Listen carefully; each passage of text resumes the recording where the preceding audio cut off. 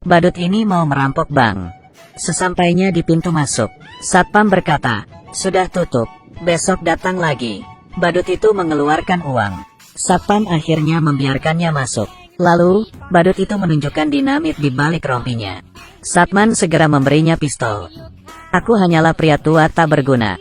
Badut dan satpam masuk ke aula bank. Tangan kirinya memegang balon, tangan kanannya memegang pistol. Semua berhenti. "Aku mau merampok." Hanya dua orang yang menoleh. Nasabah lainnya tidak peduli. Kali ini, badut berteriak lagi dengan satpam. Semua orang hanya tertawa. Suasana sangat canggung. Badut yang marah meletuskan tembakan peringatan. Barulah semua orang percaya. Manajer bank menekan tombol alarm. Semuanya disuruh meletakkan tangan di atas kepala. Bahkan, anjing Nyonya Kaya tak luput. Melihat pistol, anjing itu mendadak diam.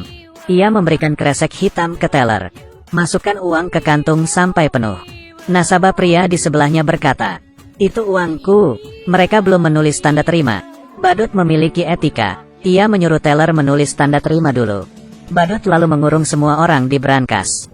Satpam tua membantu menghitung jumlah sandera. Setelah semuanya masuk, tanpa disuruh satpam memberinya kunci, ia lalu ikut masuk menyusul mereka. Badut mengeluarkan kantung plastik lagi. "Isi sampai penuh lagi." "Diam kalian, aku tidak akan menyakitimu." Badut lalu memanggil manajer. Mereka bergandengan tangan menuju aula. Badut menyuruh manajer menelepon polisi. "Bila melawan, aku akan meledakkan bank ini." Badut menunjukkan dinamit di badannya. Saat ini, penembak jitu sudah mengintai. Begitu mendengar bank dirampok, masyarakat berbondong-bondong menonton. Pedagang keliling juga tancap gas ke sana. Kesempatan untuk mencari uang. Sandera di dalam brankas. Sangat bosan. Ada yang garuk-garuk kaki, merekam pesan wasiat, berdoa rosario, mengunyah permen karet, dan ada yang menangis. Badut yang bosan mencoba menembak CCTV, tapi kemampuan menembaknya payah. Pistolnya kehabisan peluru. Semua tembakannya meleset. Ia akhirnya memakai pistol satpam. Sekali tembak, CCTV rusak. Kepala polisi menelepon. "Kenapa tadi kamu menembak?" Badut berkata, "Tadi aku menembak CCTV karena ia mengamatiku. Sekarang aku butuh bus dengan bensin penuh. 1 motor, 1 truk monster, 2 helikopter. Setiap permintaan yang dipenuhi, aku akan melepas 1 sandera." Helikopter pun tiba. Badut memilih 1 sandera untuk dilepas. Pria yang menangis tadi, muntah di sarung tangannya. Entah siang tadi dia makan apa.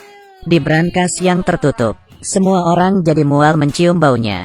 Secara demokratis, Badut menyuruh sandera memilih. Semua orang menunjuk pria yang mutah tadi. Akhirnya, ia dilepas. Pria itu jatuh dan muntah lagi. Bus dan motor pun tiba. Saat Badut memilih sandera, manajer bank datang dan berkata, "Aku berikan jamku senilai $12.000 ini. Tapi, kamu harus memilihku."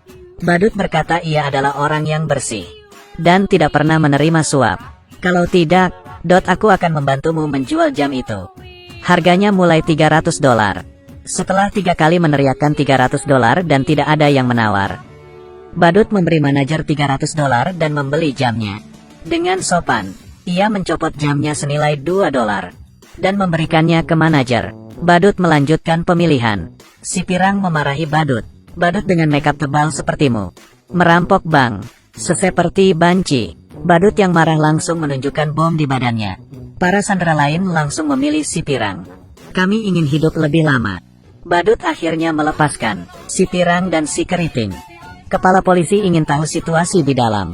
Si pirang diam saja. Si keriting bicara bertele-tele.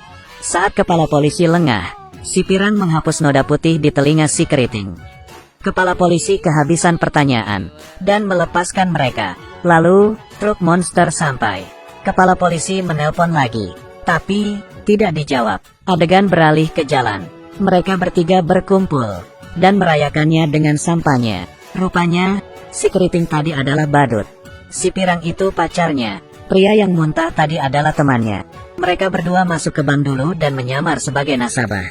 Mereka bertiga berpura-pura jadi sandera untuk keluar. Badut menelepon kepala polisi. Ia berkata truk itu terlalu jelek dan ia tidak suka. Jadi, ia minta truk itu diganti. Bila tidak, sandera akan ditahan. Sebenarnya, Ini untuk mengulur waktu. Saat menutup telepon, temannya tak sengaja menekan klakson. Kepala polisi merasa ada yang salah. Di dalam bank, tidak mungkin mendengar klakson sejelas itu. Polisi akhirnya menyerbu. Di aula, hanya tinggal balon di langit-langit. Mereka bertiga tahu, dan langsung tancap gas ke bandara. Tapi, mereka tak punya peta. Jalanan sekitar terasa asing. Mereka tersesat. Mereka bertanya pada pekerja di pinggir jalan, yang ternyata juga orang luar kota. Mereka juga tidak tahu. Akhirnya, mereka bertemu seseorang yang punya peta. Siapa kira pria itu juga perampok. Ia menodong badut dan mengambil dompetnya. Tapi, di dompetnya hanya ada $4. Badut bilang, jamku ini harganya 12.000. Lepaskan kami, dan ini milikmu. Pria itu bilang, pria miskin sepertimu, tapi punya jam seharga 12.000. Kamu kira aku bodoh? Lalu ia mengambil koper mereka dan pergi. Koper-koper itu cuma berisi baju mereka. Mereka memutuskan kembali ke rumah si Pirang. Tempat parkir penuh. Jadi, mereka parkir di pinggir hidran. Si Pirang berkata, dendanya aku yang bayar. Dengan gembira ia memamerkan uang di balik bajunya. Rupanya, mereka menyembunyikan uangnya di baju. Saat mau pergi, penyewa baru datang. Ia mengira mereka pencuri, lalu menodong mereka. Ia mau lapor polisi. Badut berkata, berapa uang sewamu sebulan? Aku dulu $1.200. Penyewa bilang, kenapa kita 2.600? Seketika, mereka terdiam, dan tidak peduli apakah mereka pencuri atau bukan. Saat itu, gedung sebelah kebakaran. Mobil mereka menghalangi hidran. Pemadam memecahkan kaca mobil dan menggesernya. Tapi, mobil mereka berada di tanjakan. Mobil merosot ke bawah. Kepala polisi akhirnya sadar. 3 sandera yang keluar tadi adalah perampoknya. Tak ada mobil, mereka terpaksa naik taksi. Setelah naik, ternyata supir taksi tidak bisa bahasa Inggris. Ia terus menerobos lampu merah. Teman si badut takut. Kalau begini terus, mereka bisa sampai ke surga. Ia membuka pintu mobil dan melompat keluar. Tapi, ia oleng, dan tidak bisa berhenti. Lalu menabrak kios koran. Ia pun pingsan. Orang-orang hanya menontonnya. Pemilik toko di dekatnya langsung lapor polisi. Badut dan si Pirang takut polisi datang, dan langsung membawanya pergi. Tak sengaja, mereka sampai di markas preman. Para preman mengacungkan pistol, dan menanyai mereka. Badut yang cerdas berpikir, bila ia berkata salah masuk, mungkin mereka akan dibunuh. Kami menagih hutang. Tak disangka, ternyata preman itu punya hutang kepada mafia. Ia bertanya, kenapa yang biasa tidak datang? Badut bilang, dia sedang marah. Buktinya temanku barusan dilempar dari mobil. Dia bilang, lunasi hutang kalian hari ini. Kalau tidak, ia akan membanting kalian satu-satu. Preman itu takut, dan melunasi hutangnya $6.000. Mereka bertiga dengan senang keluar. Saat menunggu bus ke bandara, supir bus sangat kolot. Bayar bus harus pakai koin. Tidak boleh pakai uang besar. Badut akhirnya ke toko untuk menukar uang. Toko sudah dipenuhi polisi. Penagih hutang mafia yang sebenarnya sampai. Preman bilang uangnya sudah diambil.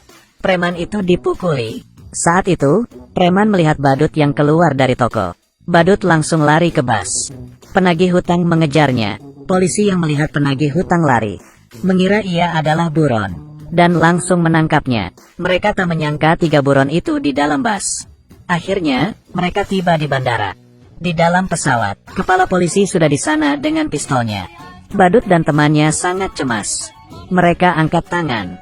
Siapa sangka pria di depannya berdiri, dan mendorong teman wanitanya.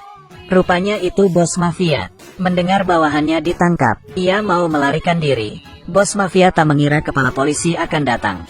Ia mengira akan ditangkap, lalu mendorong teman wanitanya.